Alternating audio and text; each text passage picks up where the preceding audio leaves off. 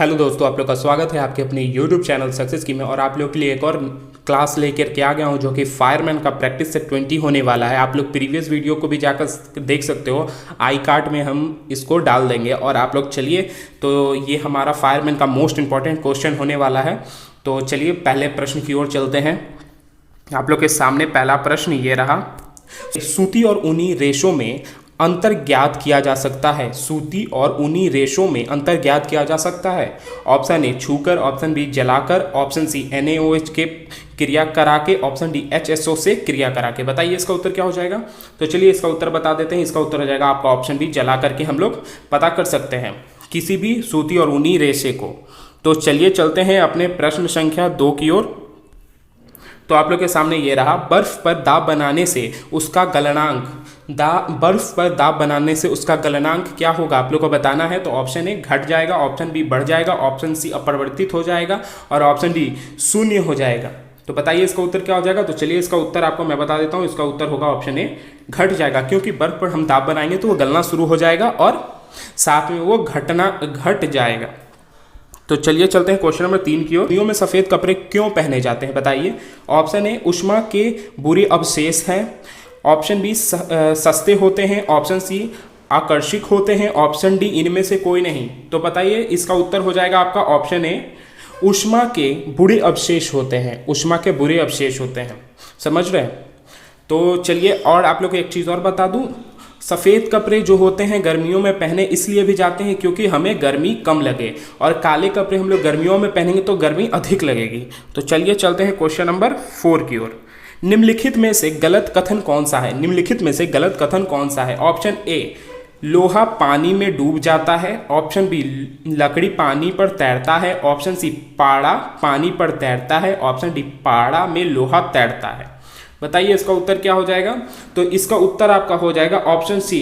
Option C गलत गद्यांश है, जो कि पाड़ा पानी पर तैरता है, क्योंकि पाड़ा पानी पर कभी नहीं तैरेगा, समझ रहे होगे। और पाड़ा का आपका केमिकल फॉर्मूला हो जाएगा Hg केमिकल फॉर्मूला हो जाएगा, और इसका लैटिन नेम हो जाएगा हाइड्रोग्राम इनका लैटिन नेम हो जाएगा। ऐसे हम लोग मरकरी बोलते हैं इसको। तो चलिए आप लोगों को क्लियर होगा। तो चलते हैं क्वेश्चन नंबर 5 की ओर। क्वेश्चन नंबर 5, संतरे में कौन सा विटामिन अधिक होता है। संतरे में कौन सा विटामिन अधिक होता है। Option A D vitamin, option B A vitamin, option C vitamin, option D B vitamin.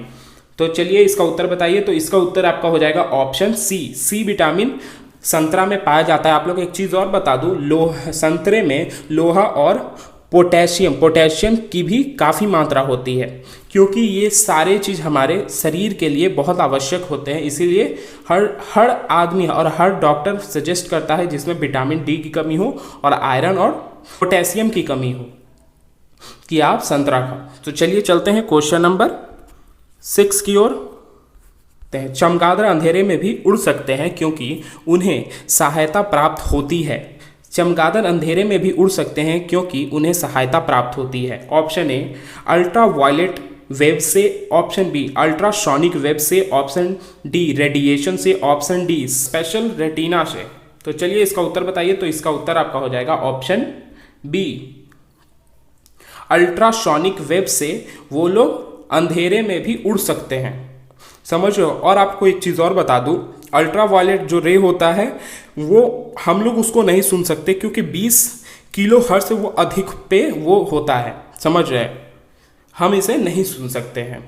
तो चलिए तो चलते हैं क्वेश्चन नंबर 7 की ओर। एल्युमिनियम किस खनिज से प्राप्त किया जाता है। एल्युमिनियम किस खनिज से प्राप्त किया जाता है।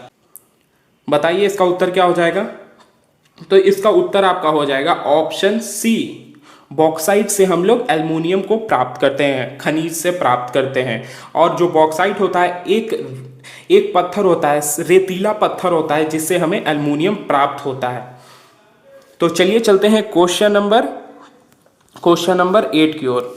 ब्लैक होल क्या है। ब्लैक होल क्या है। ऑप्शन ए निहारिकाएं, ऑप्शन बी उल्काएं, ऑप्शन सी सूर्य के धब्बे, ऑप्शन डी इनमें से कोई नहीं। बताइए इसका उत्तर क्या हो जाएगा। तो चलिए इसका उत्तर बता देते हैं। इसका उत्तर इनमें से कोई नहीं है। तो आप लोग को ब्लैक होल के बारे में थोड़ा बता दें। जो ब्लैक होल होता है एक एक स्पेस में एक छोटा या बड़ा, कितना भी बड़ा हो सकता है ये ब्लैक होल, जो कि आप लोग को जिस ब्लैक होल में गुरुत्वाकर्षण बल अधिक होता है, किसी भी चीज़ को अपनी ओर आकर्षित कर सकता है, यहाँ तक कि प्रकाश को भी अपने अंदर समा लेता है, जिससे उसके अंदर जाने के बाद वो कभी बाहर नहीं आ सकता। समझ रहे हैं?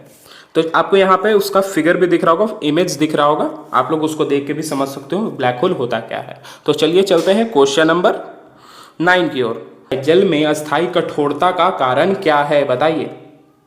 तो चलिए इसका उत्तर हो जाएगा आपका ऑप्शन डी, ऑप्शन बी आपका इसका उत्तर हो जाएगा कैल्शियम क्लोराइड। कैल्शियम क्लोराइड के कारण जल में अस्थायी कठोरता होती है। समझ रहे होंगे। चलते हैं क्वेश्चन नंबर 10 की ओर।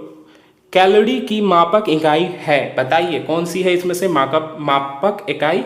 ऑप्शन ए ऊष्मा, ऑप्शन बी ठोस, ऑप्शन सी तरल, ऑप्शन डी ध्वनि। बताइए इसका उत्तर। तो चलिए इसका उत्तर आपका हो जाएगा ऊष्मा। इसका उत्तर हो जाएगा ऑप्शन ए ऊष्मा। कैलोरी की मापक है ऊष्मा।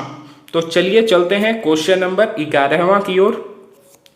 सूर्य उदय होते समय व डूबते समय लाल क्यों दिखाई देता है। सूर्य उदय होते समय वह डूबते समय लाल क्यों दिखाई देता है, बताइए इसका उत्तर। ऑप्शन ए विकिरण, ऑप्शन बी जल वाष्प, ऑप्शन सी धूल के कण, ऑप्शन डी प्रकिरण।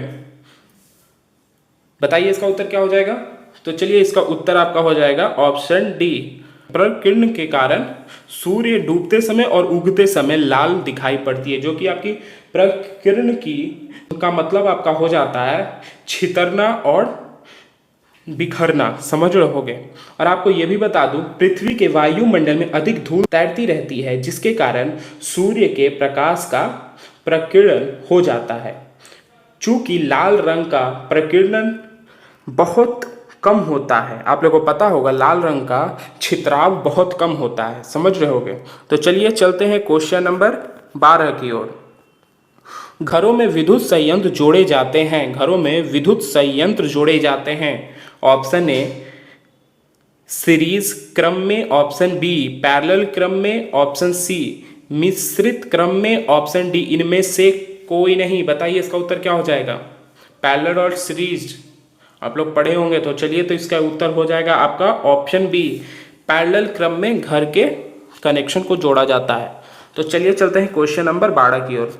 लोहे में जंग लगना है एक। ऑप्शन ए भौतिक क्रिया, ऑप्शन बी रासायनिक क्रिया, ऑप्शन सी सामान्य क्रिया, ऑप्शन डी इनमें से कोई नहीं।